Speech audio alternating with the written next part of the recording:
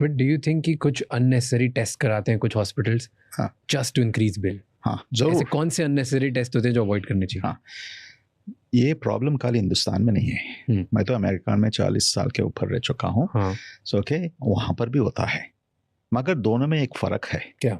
America में होता है कि इसलिए कि वो लीगल फियर से होता है।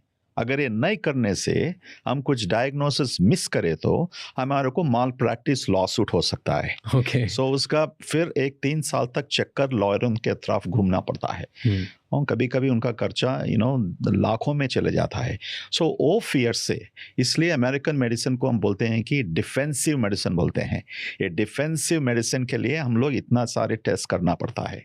मगर हमारे पास क्या होता है, अच्छे डॉक्टर्स हर जगह है, हमारे हिंदुस्तान में भी है, हर सिटी में है, हमारे हॉस्पिटल में हर जगह अच्छे डॉक्टर्स। वो डॉक्टर के नीयत से जुड़ा हुआ रहता है।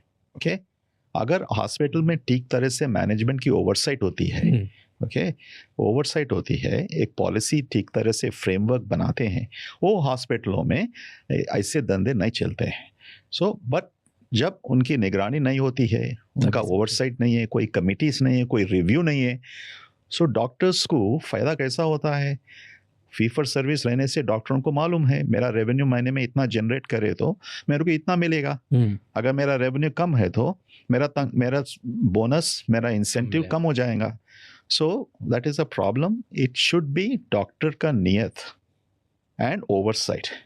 अगर जिसकी नीयत खराब है, फिर ओवरसाइट से वो डॉक्टर्स को कमेटी में बुलाना है, उनको बताना है, वार्निंग्स देना है, अगर फिर कहे तो निकाल देना है। हमारा पॉलिसी मेरे हॉस्पिटल में कॉन्टिनेंटल में जब अमेरिका से हिंदुस्तान को आया, मैं वो फिलॉसफी से मैं स्टार्ट कर रहा हूँ। मैं एक कॉर्पोरेट हॉस्पिटल की दृष्टि से स्टार्ट नहीं कर रहा हूँ, मैं एक इंस्टीट्यूशन हिसाब से कर रहा हूँ। मेरे जो 40 साल वहाँ पर रहे, वहाँ पर डिफरेंट कमिटीज़ में, chief of staff, president of the hospitals में, सब कुछ मैं कर चुका हूँ। उसकी जो ट्रेनिंग है, उसकी जो ऑब्जर्वेशन है, I wanted to bring back to India. Okay, so with that intention I came back, with that intention not to start a corporate hospital, मगर ऐसा हम कर सकते हैं क्या? एक डॉक्टर्स की नीयत, oversight committees, review, stewardship programs, education and silent information, उसकी भी ज़रूरत है। ओके अगर वैसा रहने से वो हॉस्पिटल बिल्कुल ठीक तरह से चलेगा।